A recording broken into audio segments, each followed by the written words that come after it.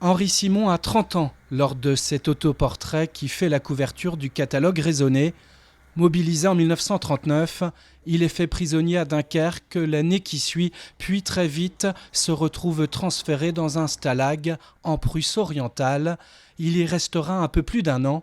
Il est le deuxième en partant de la droite sur la photo. Dans de nombreux camps, il y avait un baraquement qui était destiné aux artistes, musiciens, sculpteurs, artistes peintres. L'idée des Allemands, en fait, c'était deux choses. Un, ils aimaient l'art, d'une façon générale, et deux, ils voulaient utiliser les artistes pour de la propagande. Henri Simon n'a pu rapporter que les dessins qui avaient été estampillés, autorisés à quitter le camp.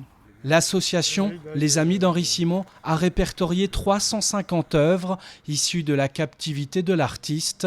Henri Simon dira plus tard « J'ai été à cette époque bouleversé par la matière à traduire. Personne ne pouvait jouer la comédie. » Il a eu la perception exacte de tout ce que les gens ont vécu dans les camps de prisonniers. C'est-à-dire, à chaque fois, il y a toujours un retour vers l'humain, en disant je me suis aperçu que dans des circonstances épouvantables, il fallait se redresser, il fallait survivre, mais on allait au plus profond de nous-mêmes. Dans ce catalogue, sorti en librairie le mois dernier, on y trouve un chemin de croix de captivité. Il fait l'objet d'une exposition jusqu'au 15 novembre à Saint-Gilles-Croix-de-Vie. Des tableaux parfois réalisés sur de simples papiers d'emballage.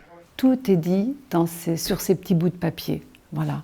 Je pense que c'est un peu la facture d'Henri Simon, que l'on retrouve d'ailleurs dans d'autres chemins de croix qu'il a réalisés par la suite.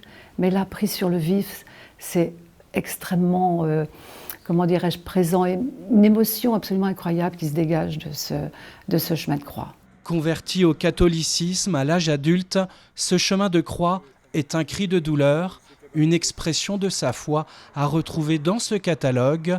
D'autres tomes sont à venir afin de présenter l'ensemble de l'œuvre de cet artiste de Saint-Hilaire-de-Riez. De la vie du camp.